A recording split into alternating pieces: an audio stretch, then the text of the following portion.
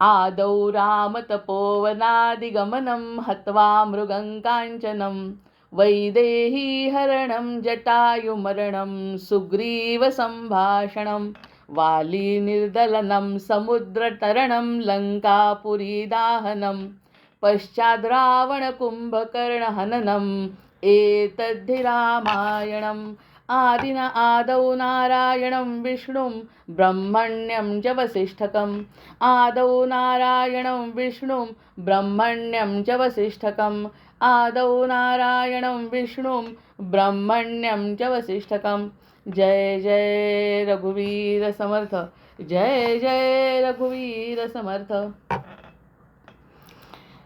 यामध्ये आता सध्या जो प्रश्न चाललाय कर्कटीचा प्रश्न 8वा चाललाय। पाहता पाहता आपली 7 प्रश्न संपलेले आहेत। 7वा प्रश्न, कोणता निमेषच कल्प आहे आणि कोणता कल्प निमेष आहे? निमेषच कल्प आणि कोणता कल्प निमेष आहे हा प्रश्न होता 7वा। आणि 8वा प्रश्न आहे, प्रत्यक्ष असून असद्रूप काय आहे? प्रत्यक्ष असून असद्रूप काय आहे असं जेव्हा हा प्रश्न विचारलेला आहे, तो प्रश्न विसरला जातो म्हणून मागे वळून बघतो आपण की प्रश्न कोणता होता। प्रत्यक्ष असून असद्रूप, जो दिख रहा है वो असद्रूप क्या है और सद्रूप क्या है, ये उन्हें बताना है। राजा कैसा है, अपनी कर्कटी कैसी है, ये सब हम उसके ऊपर इतने फिदा हो गए अभी दोनों के ऊपर। वो तीसरा जो जीव है हमें रिप्रेजेंट करता है, वहाँ पे जो है उसका जो साथी, वो साथी की जो प्रतिक्रिया है वो प्रतिक्रिया हमारी है। हमारे ये जो ऋषि मुनि है ना, ये बहुत बहुत ही होशियार थे। उन्होंने अपनी भी भूमिका वहाँ डालने का प्रयास किया, और हम जो मन में विचार कर रहे हैं वही विचार वो जीव कर रहा है। तीसरा जीव क्यों बोल रहे हैं? क्योंकि वो सुन रहा है। वो सुनने वाला जो जीव है वो हम ही है, ऐसा समझ के उसकी प्रतिक्रिया हमें बहुत आकर्षित करती है, क्योंकि वो हमारी प्रतिक्रिया है। जो हमारा है वो आकर्षित करता है। कर्मेंद्रिय आणि ज्ञानेंद्रिय यांना विषय ग्रहणाचे सामर्थ्य देणारा आत्मा है। हम आंखों से देखते हैं तो दोष आंखों को देना क्या? हम जो कुछ आंखों से देखते हैं, हम जो श्रवणों से श्रवण करते हैं, जो हाथों से काम करते हैं, जहाँ पैर से हम जाते हैं। अगर हमने वाल्मीकि जैसे पूछा, वाल्मीकि को जैसे नारद जी ने बताया था कि घर जाओ और पूछो अपनी पत्नी से कि आप पापों के भागीदार हो क्या? तब वो घर गया और उसने जब पत्नी को पूछा तो पत्नी ने बताया, नहीं, हम पापों का भागीदार नहीं है। हम तो सिर्फ हम जो आप लाते हैं वो खाना जानते हैं, हम पाप में भागीदार नहीं है। स्पष्ट बता दिया। ये स्पष्ट बताने के बाद उसकी आंखें खुल गई और वो एकदम राम राम करने लगा और वाल्मीकि बन गए। क्योंकि वो जो आवश्यक है, टर्निंग पॉइंट जो है उसके जीवन में आना, वो आवश्यक है, वो नारद जी ने दिया। वैसे अगर हम देखते हैं कुछ अलग, सुनते हैं कुछ अलग, कौन सा अलग? जो प्रकृति की तरफ जाता है, जो प्रकृति के तरफ जो कुछ हम देखते हैं, पुरुष के व्यतिरिक्त प्रकृति जो देखती है, तो हम अगर पूछेंगे आँखों को, और पूछेंगे नहीं, हम आँखों को दोष देंगे कि आपने ऐसा कुछ गलत देख लिया, आपने कान को बोला कि आपने कुछ गलत सुन लिया, तो वो बोल रहे हमारा दोष नहीं है। ये दोष हमारा नहीं है। हमें आप जो बताना चाहेंगे वो हम देखेंगे, जो सुनना चाहेंगे आप वो मैं सुनूंगा। यानी कानों का दोष नहीं, आँखों का दोष नहीं, ये कर्मेंद्रिय और ज्ञानेंद्रियों का दोष नहीं। और हम अगर देने का प्रयास करेंगे, यानी देह का भी दोष नहीं। जो देह करता है, जो आत्मा बताता है इसलिए करता है। आत्मा भी नहीं, आत्मा अलग है। मन, आत्मा तो बहुत अच्छा है, देह तो निकल जाने वाला है। आत्मा तो बहुत अच्छा है, क्योंकि वो था, है और रहने वाला है। आत्मा को कुछ नहीं होने वाला। आत्मा को मर्यादित इसमें हमने रख दिया है, देह में। जो देह बोलेगा वैसा आत्मा करता है, लेकिन करना नहीं चाहता, इसलिए तो वो सगळ्यात जास्त तळमळ कशाची? आत्म्याची, याचीच आहे की मला काहीतरी वेगळं करायचं आहे, मी उदात्त आहे, मी खूप मोठा आहे, आणि आपल्याला करावं लागतं है अतिशय छोटं काम, मर्यादित। जो हम जानते हैं कि ये मर्यादित है, लेकिन अमर्याद वस्तु को मर्यादित काम करना पड़ता है, यही तो उसका दुख का कारण है। और अगर उसने बोला कि मेरे आँखों का दोष है, मैंने ये सब गलत सुन लिया, ये मेरे बुद्धि का दोष है, जो बुद्धि अलग ही विचार कर रही है, सत्य को नहीं मान रही है, तो वो बुद्धि का दोष नहीं है, वो बुद्धि का दोष नहीं, वो आंखों का दोष नहीं, वो कान का दोष नहीं, पंचेंद्रिय ज्ञानेंद्रिय का वो दोष नहीं, क्योंकि जो उनको बोलेंगे वही वो करेंगे। हमने अगर उनको अच्छा भगवत प्राप्ति के लिए लगाया, आंखों को अच्छी अच्छी सगुण मूर्ति देखने लगे, निर्गुण का ध्यान करते रहे, ये सब हमारे आंखों ने अगर किया तो आंखों का अच्छेपन भी नहीं, आँख जो कर बताएंगे वो करेंगे, ऐसी इंद्रिय है वो। हमें तो ऐसा लगता है कि वही बराबर है, जो कर रहे वो बराबर करे, लेकिन बताने वाला अलग है, वो बताने वाले का दोष है, ये उनको बताना है। यानी सद्रूप और असद्रूप में फरक क्या है की कर्मेंद्रिय आणि ज्ञानेंद्रिय यांना विषय ग्रहणाचे सामर्थ्य देणारा आत्मा है, वो जो सब देख रहे हैं वो आत्मा है। और आत्मा बड़ा है, ये तो हमें मालूम चाहिए, जो था पहले अब है आगे रहने वाला है, वह एकदम बड़ा है, भगवान का अंश है, वो भगवान का अंश जो हमारे पास है वो आत्मा ही है।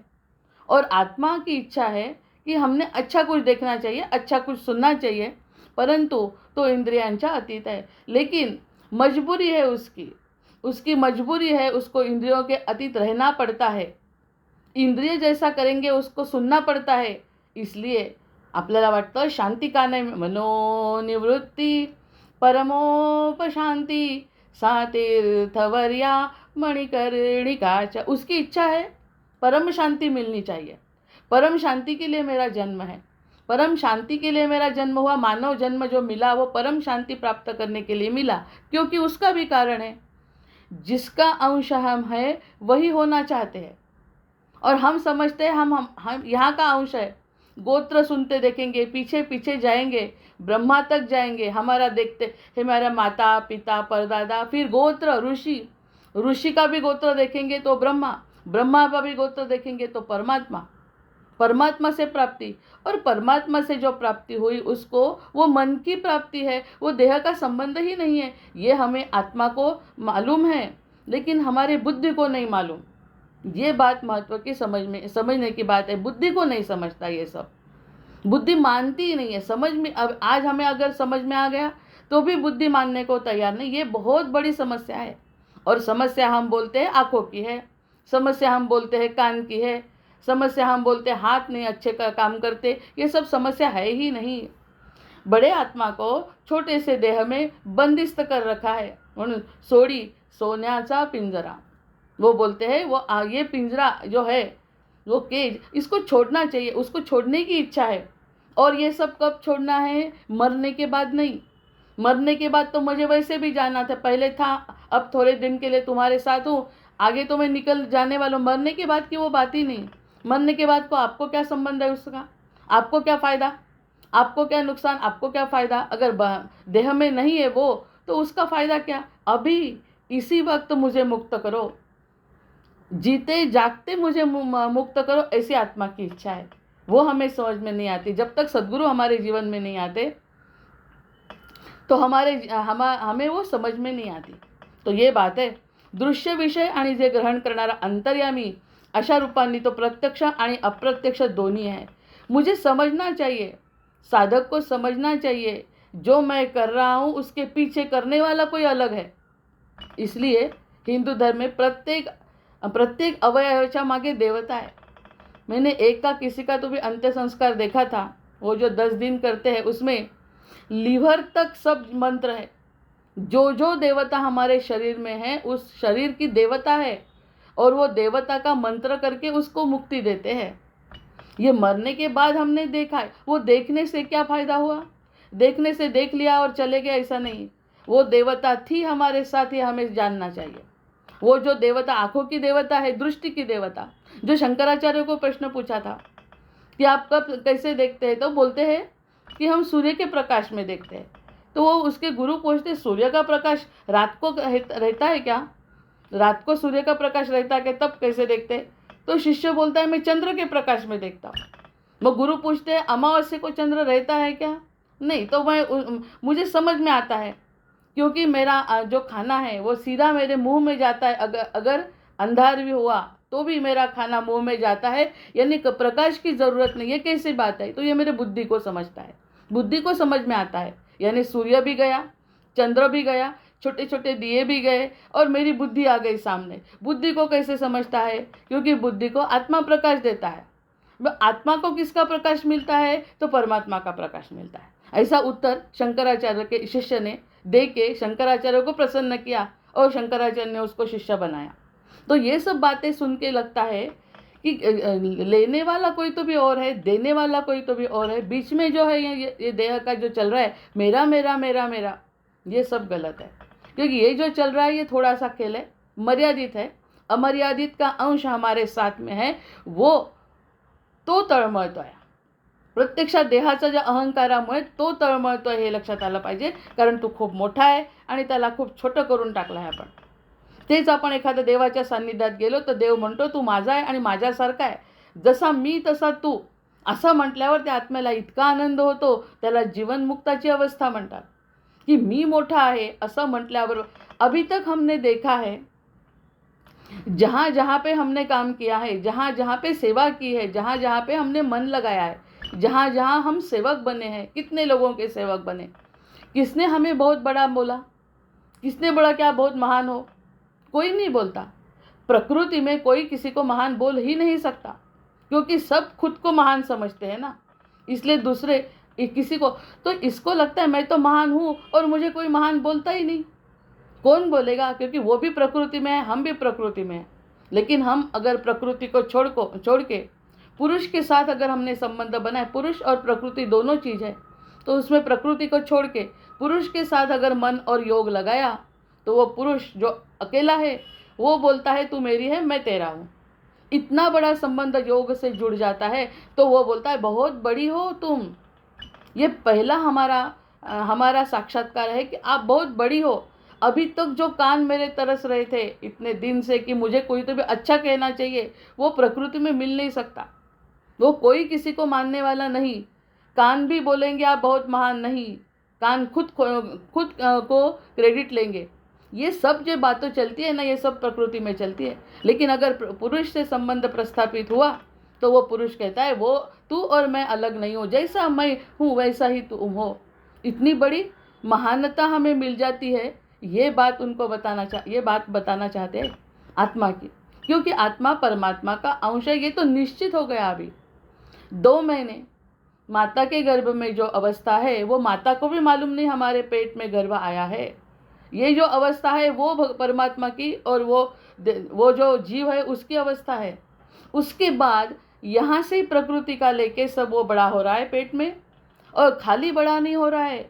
बड़ा होने के बाद अब जो बाहर आएगा तो खाली प्रकृति को ही देखेगा कि वो 2 महीने का जो स्पैन है वो भूल गया।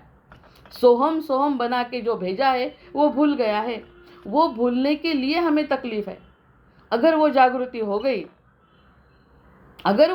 हो गई कि मैं आत्मा और परमात्मा अंश एक ही हूँ, बाकी सबके तरफ दुर्लक्ष्य करना है, तो वो ऊपर वाला बोलेगा, ऊपर वाला इन हाथ भी ऊपर जाता है, हमारा मुख भी ऊपर जाता है, वो बोलता है तू मेरा है मैं तेरा हूँ।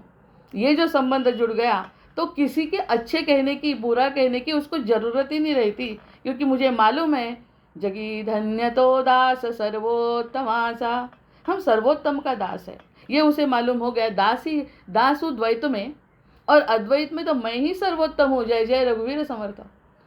दास्यत्व है, द्वैत भाव में देखेंगे तो हम उसके दास है। शरणागति है, वो जो कहेगा वो हम करेंगे, ये उसे मालूम पड़ता है। और अद्वैत अगर सिद्धांत उसने अपनाया शंकराचार्य का, तो वो बोलेगा मैं ही हूँ जो कर रहा हूँ। वो सब जो जग चल रहा है, वो ब्रह्मांड चल रहा है, वो मैं ही चला रहा हूँ, क्योंकि मैं उसका अंश हूँ। तो फिर किसी के अच्छे बोलने की क्या बात है? अंतर से वो उससे जुड़ जाता है, अंतर से। तो यही योग वशिष्ठ का वैशिष्ट्य है। और उसकी शुरुआत कर्कटी राक्षसी ने ये राजा के तरफ से कर दी। तो अशा रूपानी तो प्रत्यक्ष आणि अप्रत्यक्ष दोनों है। दिख रहा है वो भी, और जो नहीं दिख रहा है वो भी, वो ही है सब तरफ। किसके तरफ दुर्लक्ष्य करना है, किसके तरफ प्राधान्य नहीं देना है, उसको बस इतना मालूम करना है। वो मालूम हो गया तो बहुत ही बड़ी बात हमें समझ में आ गई, बहुत बड़ी। एक तो लाइन में बताना चाहती हूँ, हिंदी में है वो। और सर आज वो भजन अगर आपने लगाया ना तो बहुत अच्छा लगेगा। पल पल जीने की घटना को लोग यहाँ जीवन कहते हैं। पल पल मरने की घटना को लोग यहाँ जीवन कहते हैं। अच्छी सी गजल है ज्ञानराज प्रभु की, वो अगर लगाएंगे तो आज के संबंध में वो होगी। पल पल मरने की घटना को लोग यहाँ जीवन कहते हैं। हमारा देह जो है ना, वो जब से जन्म हुआ उसका, तब से वो मरना शुरू हो गया है और हम उसको, जो मरते जा रहा है उसको हम जीवन कहते हैं, और वो जीना चाहता है उसको मरण कहते हैं। ये बहुत बड़ी बात ज्ञानराज प्रभु ने जो की, तो इसके संबंध में है। तो उन्होंने बोला, जोपर्यंत हा दागिना आहे ही भावना असते, तोपर्यंत त्याविषयीची सुवर्णाची कल्पना अस्तंगतच असते। जब तक हम सुवर्ण के दागिना जो बनाया है अलंकार, उसके तरफ देखेंगे, यानी स्वरूप के तरफ न जाते हुए रूप के तरफ अगर हम देखेंगे, रूप के तरफ, तो हम उसका रूप ही देखते रहेंगे, क्योंकि वो रूप में है। वो सुवर्ण को भूल जाएंगे।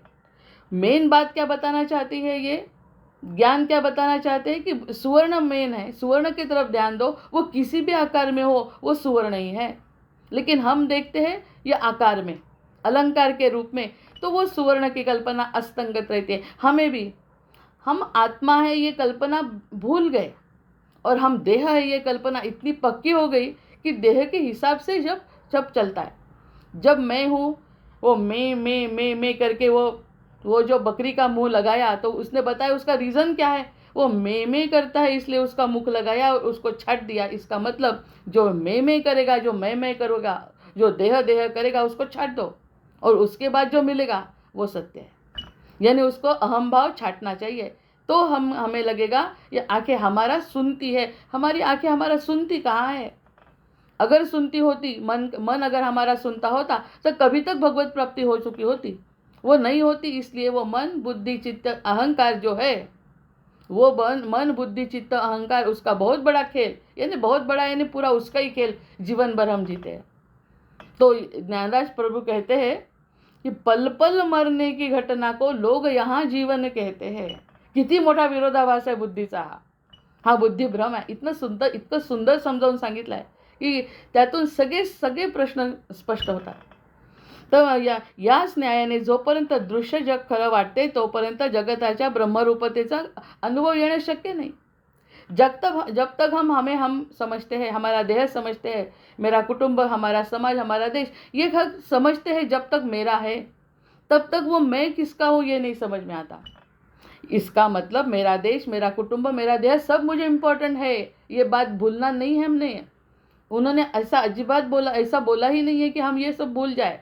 ये हमारा देह, अरे ये देह है इसलिए तो हम देख सकते हैं सब कुछ, लेकिन पहले मैं किसकी हूँ ये समझ जाने के बाद अगर हमारी दृष्टि बदल जाएगी, तो हमारा कुटुंब भी मुझे अलग से लगेगा। लोग बोल रहे हैं हमारे घर में अगर एक आधा बच्चा आया, तो उस बच्चा को हम भगवान के रूप में देखेंगे। हम सब लोगों को भगवान के रूप में देखेंगे। सभी लोगों का जो आत्मा है, वो आत्मा के रूप में हम उसको देखेंगे। अगर उसने कुछ गलत भी कर दिया, उसने अगर गलत भी बोल दिया, तो अपमान मेरा नहीं।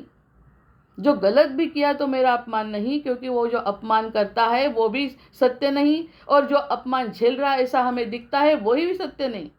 इसके ऊपर थोड़ी सी अवस्था, तुरी अवस्था, उसके ऊपर अगर गया तो ये सब साक्षी भाव से देख सकता है, उससे हमारा संबंध जुड़ना चाहिए। अन्यथा इसी में फेरे में भटकते रहेंगे। यहाँ इसने बोला तो आकर्षण का सिद्धांत चालू हो गया। आकर्षण पृथ्वी का नियम है और पृथ्वी पर रहना पड़ेगा। पृथ्वी इतनी दिखने में अच्छी दिखती है, पृथ्वी वसुंधरा जो हमें पालन पोषण करती है, ये सब हमारा जीवन पृथ्वी के ऊपर होता है। लेकिन वो बोलती है, वो भी विष्णु की है, विष्णु प्रिया, वो बोलती मेरे पास मत रहो, अब आप कुछ दिन मेरा उपयोग करो, मैं आपके देह के साथ हूँ, बाद में तुम्हें ऊपर नारायण के पास जाना है, मेरे गुरुत्वाकर्षण क्षेत्र में मत रहो, क्योंकि मैं अगर खींचूंगी आपको तो देह के तरफ खिंचाव होगा और देह यहीं रहेगा। फिर से आत्मा को देह लेना पड़ेगा, किसी न किसी रूप में आके पृथ्वी पर ही रहना पड़ेगा। और इससे भी बुरे कर्म करेंगे तो पृथ्वी के पीछे नीचे पाताल में जाओगे, यानी पृथ्वी का संबंध नहीं छूटेगा। ये अभी तो मानव देह में समझना चाहिए। पृथ्वी का गुरुत्वाकर्षण, जैसा हमारा एरोस्पेस हम भेजते हैं, कितनी बड़ी ईंधन लगा के उसको बाहर भेजते हैं तब वो अंतराक्ष क्षेत्र के बाहर जाता है, वैसा हमारे सद्गुरु का हाथ अगर हमारे साथ में होगा तो पृथ्वी का गुरुत्वाकर्षण छेद के हम आगे हमारे नारायण के पास जा सकते हैं मन से, अभी इसी वक्त, मरने के बाद नहीं। जो मर रहे हैं उसको जीवन कह रहे हैं, और जो जीवन है उसको समझ ही नहीं रहे हैं। तो इसको जो फोर्स लगाना पड़ता है, गुरुत्वाकर्षण को छोड़ना इतना आसान बात नहीं। गुरुत्वाकर्षण के ऊपर जाना, ये जो एरोप्लेन घूमते हैं वो गुरुत्वाकर्षण क्षेत्र में घूमते हैं, उतना फोर्स लगा के अपने अपने क्षेत्र में घूमते हैं, ऊपर नहीं जाते। ऊपर जो जाता है मंगल पर और चांद पर जो जाते हैं उनको कितना फोर्स लगाना पड़ता है, वो फोर्स हमें गुरुत्वाकर्षण को छोड़ने के लिए लगता है। तो वो नहीं छोड़ सकते। क्यों नहीं छोड़ सकते? क्योंकि वो हमारा मन, देह, बुद्धि, चित्त, अहंकार गुरुत्वाकर्षण क्षेत्र में है। इस जन्म में तो है ही है, आगे के जन्म की भी हम सुविधा करते हैं और उसको बोलते हैं पृथ्वी हमें बहुत अच्छी लगती है। ले लो, पुनरपि जननम पुनरपि मरणम पुनरपि जननी जठरे शयनम। फिर से जननी के जठर में सोते रहो और जितने बार आपकी इच्छा है उतने बार रहते रहो। हमें कुछ फर्क नहीं पड़ता। हमें जो फर्क पड़ता है, आत्मा बोलता है लेकिन मुझे पड़ता है, मुझे यहाँ फिर से नहीं आना है, मुझे मुक्त करो। और मुझे मुक्त करो तो मेरा संबंध उससे है, तो आप उससे नाता जोड़ो। उससे नाता जोड़ने के लिए जो फोर्स लगता है वो सद्गुरु कृपा रहती है, उसके अलावा हम कुछ नहीं कर सकते। पहले तो हम मनुष्य बनेंगे, पहले पाताल का बात छोड़ के हम मनुष्य बन के पृथ्वी पर रहेंगे, और पृथ्वी पर रहते रहते हम उच्चार किसका करेंगे? परमात्मा का करेंगे, तो हमारा वहाँ तक जीवन जा सकता है। उसका आत्मा को, वो आत्मा की पहचान है। इसलिए आत्मा की जो आपण म्हणतो, जो आत्मा तळमळतोय तो तळमळ त्यासाठी आहे, इथून मुक्त व्हायचं आहे त्याला, पुन्हा देह नको आहे त्याला। मग हे समजा, हे दृश्य जोपर्यंत है दृश्य, जब तक हमें ये सच लगता है, ये जो सब कुछ सच है, मैं फिर से बोल रही हूँ, वो सच नहीं ऐसे मैं बोल नहीं रही हूँ, वो सच है। लेकिन हमें जब सच लगता है, जब तक लगता रहेगा तब तक हमें आना है, यही आना है, यही करना है। बहुत अच्छा सुखी जीवन मिला होगा ऐसे लगता है तो लेते जाओ फिर से जन्म, कोई बात नहीं। जो आपकी इच्छा, भगवान ने तो फ्री विल दे रखी है, जो आपकी इच्छा है वैसा करो। अभी तक पाप पुण्य का हिसाब बराबर हुआ, इसलिए मानव जन्म मिला। मानव जन्म के बाद उसमें आपको निर्णय की क्षमता है। निर्णय करो, यहाँ रहना है, आगे चलना जाना है, यही करना है। सुख दुख का जो वो मृत्यु लोक है, वो मृत्यु लोक भोगना है। अच्छा है क्या बहुत? वो अगर अच्छा है, भजन पूजन करने से आपको आनंद मिलता है तो फिर से आ जाओ, कोई प्रॉब्लम। जैसे तुकाराम महाराज बोलते हैं, मुझे फिर से जन्म चाहिए क्योंकि मुझे भगवान की सेवा करना है, जो वैकुंठ में नहीं मिलती वो मुझे यहाँ। ठीक है, आपकी इच्छा, फिर से जन्म लो। ये जो संसार का दुख है वो झेलते जाओ और आनंद में रहते जाओ। नहीं तो अब ये सब खत्म करना, ये भी तुम्हारे हाथ में भगवान, मुझे अब इसमें नहीं। इसलिए ये प्राधान्य क्रम में नहीं आता, देह प्राधान्य क्रम में इसलिए नहीं आता क्योंकि जो आपकी इच्छा है, सत्य क्या है ये देखो, और उसके बाद आपको आना है या नहीं आना है ये निर्णय करो। रात को सोते टाइम अगर हमने विचार किया कल का, तो आगे हमें याद आता है कि वहीं से हम शुरुआत करते हैं दिन की। कल का जो रहा हुआ है वो आगे से कल शुरू करते हैं। वैसा हमारे मृत्यु के बाद कल रहने का रहा हुआ जीवन हमें फिर से मिलता है। क्यों नहीं मिलेगा? भगवान हिसाब करते हैं। आपको जो इच्छा है, मरते टाइम जो इच्छा है वो पूरी करने की उनकी इच्छा है, यम की इच्छा है वो, कि आप ये जीव की इच्छा पूरी करो। लेकिन आपकी इच्छा क्या है इसके ऊपर निर्भर करता है, ये सत्य नहीं है ये समझो, तो हमारी इच्छा आगे से आत्मा की इच्छा पूरी होगी, और आत्मा उसी का अंश है।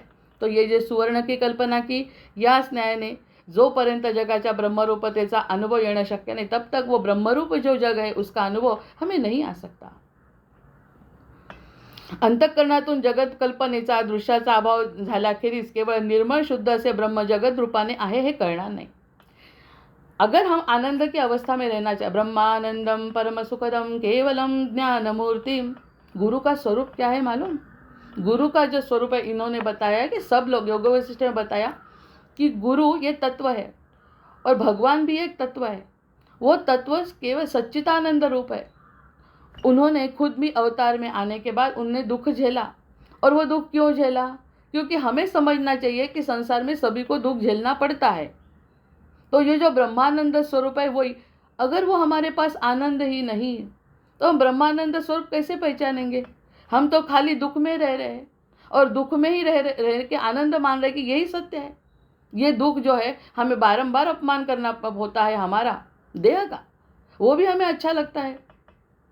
वो जो व्यसन करने वाले लोग होते हैं वो क्या करते हैं, एक बार पीने के बाद बोलते हैं, कुछ गलत काम करने के बाद अभी हमें फ़ायदा नहीं हुआ लेकिन आगे होगा, ऐसा करने के बाद हमें अभी नहीं मिला सुख लेकिन आगे मिलेगा।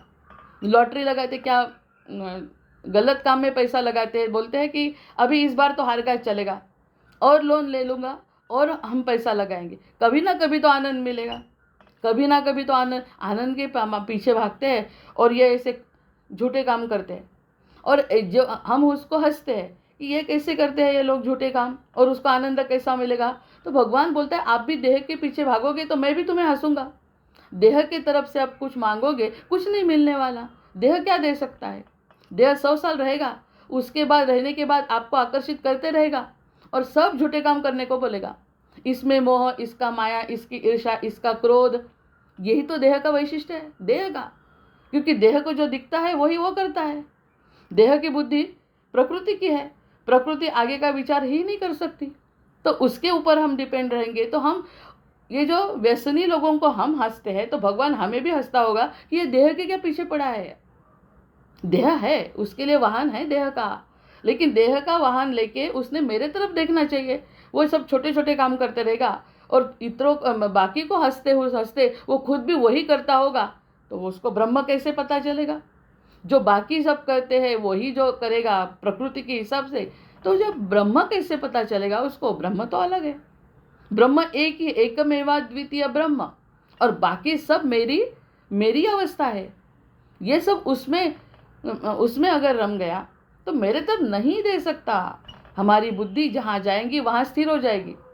मैंने तो गुरुत्वाकर्षण के सिद्धांत से तो मुझे ऐसे भय लगने लगा अभी कि इतनी पृथ्वी हमें अच्छी लगती है, वही खींचती रहती है खाली, मैं हूँ। पंचमहाभूतों का जो देह है वो सच्चा है, तो हम फिर से पृथ्वी पर आना है क्या? हमें नहीं आना। मेरी तो इच्छा नहीं है, मेरी इच्छा नहीं है, क्योंकि वो अच्छी है बुरी है वो बात अलग है, जीवन अच्छा है सुख का है दुख है वो बात अलग है, लेकिन मुझे इसमें पूरा समाधान मिला ही नहीं। तो इस जन्म में पृथ्वी के साथ रहने के बाद मरने की बात नहीं है, ये जीते जीते मुझे पृथ्वी पर रह के पृथ्वी का आशीर्वाद लेके मुझे परब्रह्म तक अगर विचार करना है तो ये सब दूसरे लेवल पर है। पहले लेवल पर मैं और वो इतना ही है। इतना अगर समझ में आ गया तो कुछ गलत भी हमारे साथ हुआ तो उसकी लीला समझ के हम छोड़ देते हैं। हम छोड़ दे सकते हैं, और छोड़ना यही सबसे बड़ा नियम है। जो हम पकड़े रहेंगे तो फिर से पृथ्वी पर आएंगे, जो छोड़ देंगे तो हल्का बलून के जैसे ऊपर जाएंगे, हल्के हल्के। जैसे जैसे ये बातें करते हैं ना तो हल्केपन आता है, हलकापन आता है, कोई प्रेशर नाही, कोणत्याच प्रकारचा ताण मनावर येत नाही जेव्हा समजतो की करता माझा देह जो आहे प्रारब्धावर सोडला आहे, आणि जितकं प्रारब्ध आहे तितकं आपल्याला भोगावं लागणार, त्यासाठी हा देह आहे। प्रारब्ध जे ठेवलेलं होतं की नाही मागचं तेवढं भोगायसाठी हा देह आहे। प्रत्यक्षात ते प्रारब्ध संपलं की आत्मा मुक्त आहे, पण आत्म्याला मुक्त होऊ देत नाही, त्या प्रारब्धाच्या दुःखाने आणि सुखानेच त्याला अडकवून ठेवतो। हे दुःख झालं, हा वाईट तो वाईट, पुन्हा अडकलो। त्यापेक्षा हे दुःख आहे स्वीकार केला। वो बोल रहे वो स्वीकार जब करेंगे तब यहाँ का सच्चा रूप पता चलेगा, और ये असत्य है और वो सत्य है। आत्मा की जहाँ पहचान है वो सत्य है। वो जीव को अगर ध्यान में आ गया तो बस जीव का गुरुत्वाकर्षण सिद्धांत खत्म, और हमारा ऊपर तैरना शुरू। और ऊपर तैरना इतना अच्छा है ना कि वो हल्का हल्का हल्का सब ऊपर है। जितना हम नीचे पैर के तरफ जाएंगे तो जड़त्व है, और हमारे सहस्रार चक्र के तरफ जाएंगे तो हलकेपण आहे। तो कुठून प्राण जातो ह्याचं सुद्धा वैशिष्ट्य सांगितलं या लोकांनी। जे सप्तचक्रांची जी साधना करतात हे योगाचार्यांचा वर्ग आहे, त्या ठिकाणी त्यांना या सगळ्या गोष्टीची कल्पना, मी काय सांगणार त्या ठिकाणी। पण हलकेपणा आणि जडत्व एवढं तरी कळत आहे, आणि जितकं जडत्व असेल तितकं गुरुत्वाकर्षण आहे, आणि जितका हलकेपणा आहे तितका आकाशाच्या वर। अशी जी अवस्था आहे ते अंतःकरणातून मिळाल्यानंतर शुद्ध असं ब्रह्म जगत रूपानं आहे हे कळणार नाही। एक्चुअली ये जो जगत है ना वो उसका ही अंश है ना, तो ये सब उसके अंश से ही भरा हुआ है।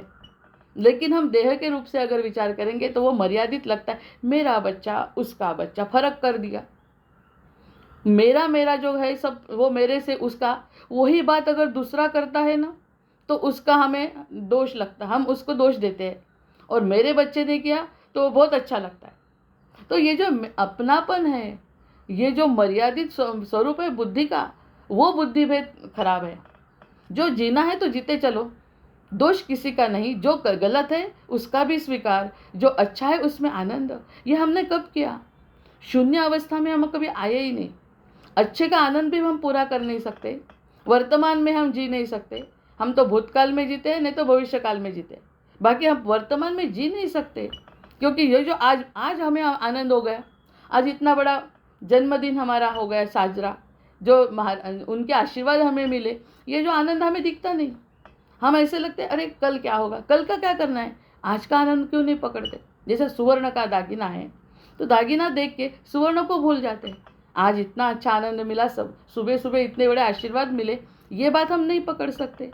अगर ये बात पकड़ना शुरू हो गया तो आत्मा शांत तृप्त होता। इसलिए वो देह बोली में भी फर्क पड़ता है कि ये आज का क्षण मुझे कितना अलग मिला, ये ऐसा मिलने का लिए मैं कृतज्ञ हूँ, कृतार्थ हूँ, ऐसे अगर जीव को लगा, यानी बुद्धि को लगा, तो आत्मा शांत।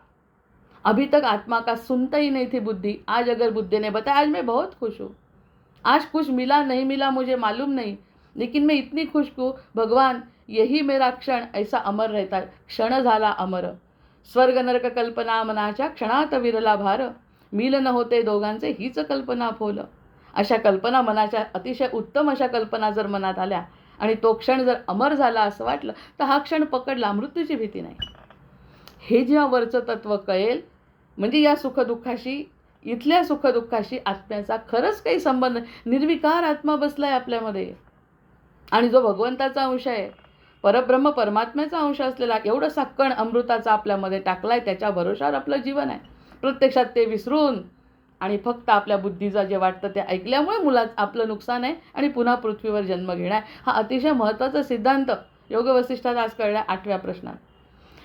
नंतर म्हणतात चिदेकरच ब्रह्म सर्वात्मक असल्यामुळे ते सद्रूप आहे आणि सगळीकडे जे दिसतंय चांगलं, जे जे उत्तम उदात्त उन्नत महन मधुरते येते, जे जे उत्तम उदात्त उन्नत महन मधुरते येते, मग हे सगळं जे जे सुंदर दिसतंय ना, ते सगळं सुंदर त्याचं स्वरूप आहे आणि वाईटही त्याचं स्वरूप आहे। विरोधाभासाची भक्ती, कंस विरोधाभासाच्या भक्तीचं उदाहरण आहे। त्याला काय कारण होतं आकाशवाणी होण्याचं? क्यों आकाशवाणी हुई कंस के सामने कि आपको मारने वाला आ चुका है, पृथ्वी पर जन्म ले चुका है। बस तब से उसके मन में कृष्ण आ गया। अरे कृष्ण आना ये अच्छी बात है, कृष्ण आ गया, कृष्ण कृष्ण कृष्ण कृष्ण, जहाँ भी देखेगा कृष्ण कृष्ण। यहाँ तो आया नहीं होगा, क्योंकि उसका जन्म ढूंढने निकलता है जहाँ जहाँ। आकाशवाणी ने उसको बता दिया कि आपका मारने वाला आ चुका, कितने भी मारो आपने अभी तक, लेकिन आपको मारने वाला आ गया। तो भी रात दिन वो उसका ही कृष्ण कृष्ण कृष्ण करता है, तो कृष्ण ने उसका अंत कर दिया। वो तो भाग्यवान निकला कि जो कृष्ण कृष्ण करते मरा, कृष्ण के हाथ से मरा। रावण भाग्यवान ठहरा कि राम राम करते विरुद्ध भक्ति भी चलेगी, ये संसार कुछ गलत है, मैं ठीक है चलेगा, लेकिन नाम उसका लेते हुए बोलो नाम लेके बोलो ये सब गलत है, नाम लेके वो बोलो ये सब सच है। कंस बनो या प्रहलाद बनो, जो भी बनो, लेकिन उसके साथ रहो। उसके साथ अगर रहेंगे तो आपको क्या मिलेगा? उसका स्वरूप मिलेगा, और वो है ही, वो मूर्ति रहती है। मूर्ति जो पत्थर से बनाते हैं जब मूर्ति, तो उसका प्रोसीजर देख के हमें ऐसा लगता है, मन में आता है कि पत्थर तो ऐसा ही है, जैसा हमारा देह पत्थर है। पत्थर में अगर उसने मूर्तिकार ने मूर्ति बनाना शुरू किया तो तोड़ता है, जो ज़्यादा है वो तोड़ के फेंक देता है, यानी ज़्यादा जो भाग है वो फेंक देता है, यानी अलग से मूर्ति में कुछ नहीं रखता। वो खुद का वो जो पत्थर है, उसको पत्थर को ही वो मूर्ति बनाता है, जो नहीं चाहिए वो निकाल देता है। वैसी हमारी मूर्ति है ये जो हमारा आत्मा है, वो आत्मा देह के लिए, ये जो देह का कुछ भार हमें अगर छोड़ दिया तो मूल रूप तो आत्मा परमात्मा का अंश हमारा उद्धृत हो गया, हम सामने आ गए आत्मा के रूप में। जो गलत था वो निकल गया, ये बात है, हमारे पास ही है, लेकिन जो गलत बात है वो निकल गई और अच्छी बात सामने आ गई। तो वो शिव बोलते हैं कि वही हमारा स्वरूप है, जो नहीं वो निकाल डालो खाली।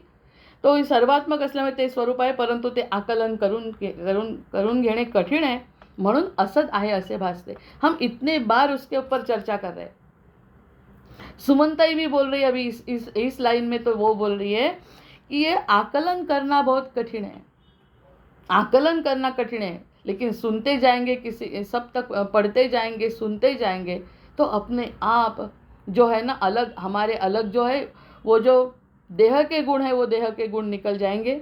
देह में हम नहीं रहेंगे जब, तब वो अनुभव हो सकता है, लेकिन आकलन करने के लिए कठिन है।